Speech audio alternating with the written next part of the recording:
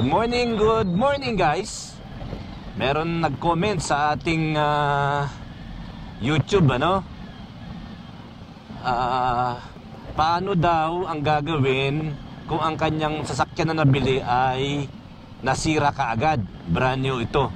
Okay, ito ay galing kay Ma'am Giselle Torrecampo. Okay? Ayan po, ano? Yung kanyang katanungan. At sasagutin natin yan.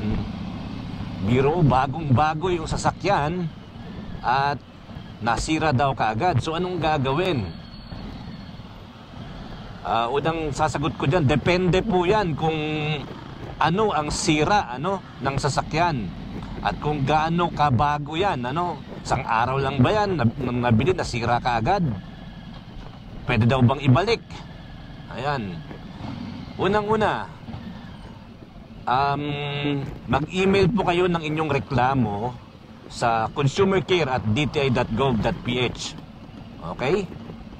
At importante na isulat ninyo ang inyong contact details, ang pangalan at contact details ng inyong nirereklamo, at mahalaga po na banggitin kung saan kayo nakatira. Ano, para alam po namin paano i-evaluate yan. Okay? So maaaring nagtataka kayo, ano? Ulitin ko po.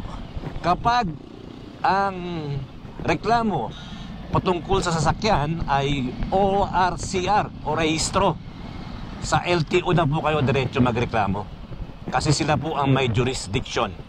Okay? Para maliwanag lang po. Baka mamaya may nagtanong, sabi mo sa LTO magreklamo kapag may reklamo sa sasakyan.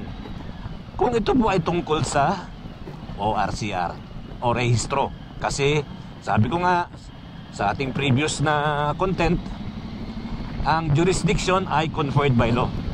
Ano pong ibig sabihin nito? Ang batas po ang nagsasabi kung sinong ahensya ng gobyerno ang may jurisdiction o mandato para ayusin ang isang concern tulad ng ORCR. So LTO po ang may jurisdiction. Pero tungkol sa nabiling sasakyan o mga bagay na proseso, okay, processed products, ang DTI po base sa Consumer Act ang may jurisdiction. At ang mahalaga dito ay ito ay consumer transaction. So paano magiging consumer transaction ang isang transaction? Kapag ang mamimili o bumili ng bagay ay consumer. So ano isang consumer? Ang consumer isang natural person. So hindi po korporasyon o juridical person. No, natural person, tao po ang consumer. At para maging consumer transaction, ito dapat ay gagamitin pang personal, hindi po pang negosyo. Okay? So babalikan po natin, yun po bang nabili ninyong sasakyan ay pang personal na gamit o pang negosyo? O ito po ba ay, ang resibo po ba ay sa kumpanya o korporasyon? Magkaiba po ang proseso dyan. Okay? So let's assume na ito ay pang personal. Gaya na nakakarami sa atin, ano? Na gamit na sakyan. At ang bumili ay isang natural person o consumer. Okay? So Consumer Act ang basehan po natin. So gaya ng sinabi ko kanina, mag-email lang po sa consumercare@dti.gov.ph, isalaysay ng maiksi pero maliwanag kung anong nirereklamo, ano ang cause of action, at email. Okay na po yun, at i-evaluate po yan. At ito po ay, ang proseso po ay ganito, dadaan po yan sa mediation or alternative dispute resolution. Okay? Ano po ba itong mediation na to? Ito po ay mandatory bago po magkaroon ng adjudication sa DTI. Okay, dito muna tayo sa mediation.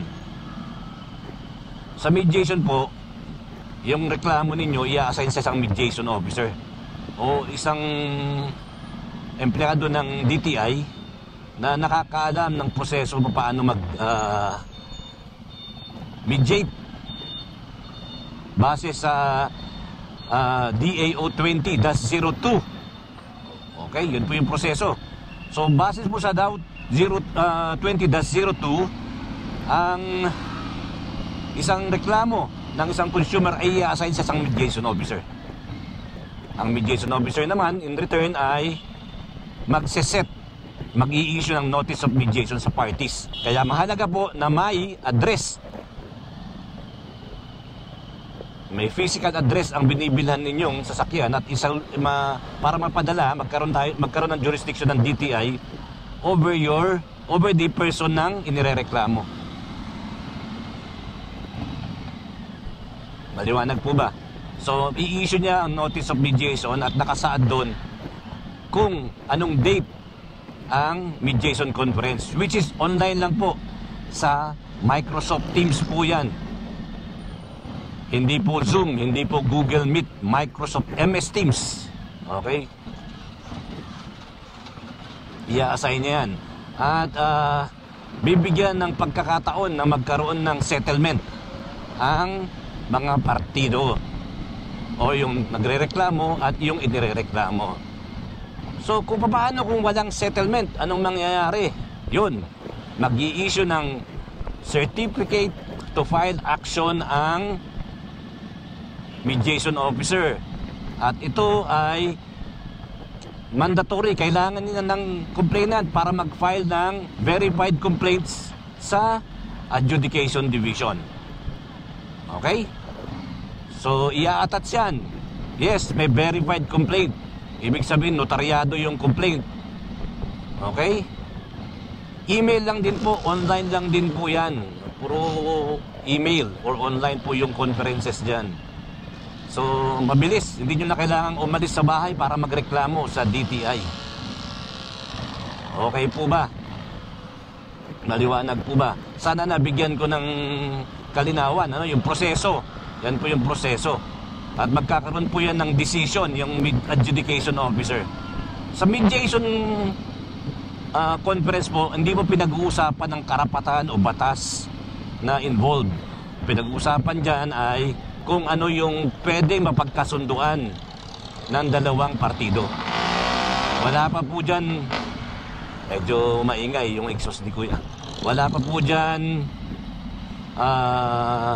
hindi kailangan ng abogado, by the way pala, sa DTI, sa adjudication, sa mediation or adjudication. Pero kung may abogado po kayo, during mediation, kung complainant, abogado ng complainant or respondent, ang pagsasalitain pa rin ng mediation officer ay mga partido. Nagtaga-advise lang po ang abogado pagdating dyan sa mediation conference. Mas madali kasi mag-settle yung mga partido. Kasi, siyempre, ang abogado, yun ang pinag-aralan. Kung anong karapatan ng kanyang kliyente, yun ang kanyang igigiit. Pag nakita niya na argabyado ka dyan, makikialam niya, sasabihin niya. Siyempre, yun ang mga advices. Pero, ang pagsasalitain po, ulitin ko, ng media ay ang complainant. Okay? So, balikan natin yung kanyang katanungan. Yung... You have 2 music services. Do you want to use Samsung Music or Spotify? Yung sasakyan daw niya, may sira kaagad, bago pa lang. So, ano kaya ang may pag-asa ba siyang manalo or what? Depende po yan sa facts of the case. Anong particular, anong parte ng sasakyan yan. And i-evaluate yan ng adjudication officer. Yun po yung pagkakaiba. Doon natin malalaman. So, wala po makakapagsabi hanggat di natatapos yung kaso o nagkakaroon ng due process, kung may karapatan ba o wala na maibalik instead na gawin ang nasirang sasakyan. Ang masasabi ko lang po, may mga nananalo na ganyan ng sitwasyon at napapalitan ang kanilang mga sasakyan na nasira, na bagong nabili sa dealer, napapalitan. Depende talaga sa evaluation ng adjudication officer. May yung iba, labot pa nga ng ilang matagal-tagal na rin na panahon, napapalitan pa din. Depende yan kung ano yung circumstances behind. Okay? Sana po ay nagbigay linaw ako sa inyong reklamo, Miss Ma'am Giselle Torrecampo. At sa muli, maraming salamat po at sa inyong suporta sa aking channel.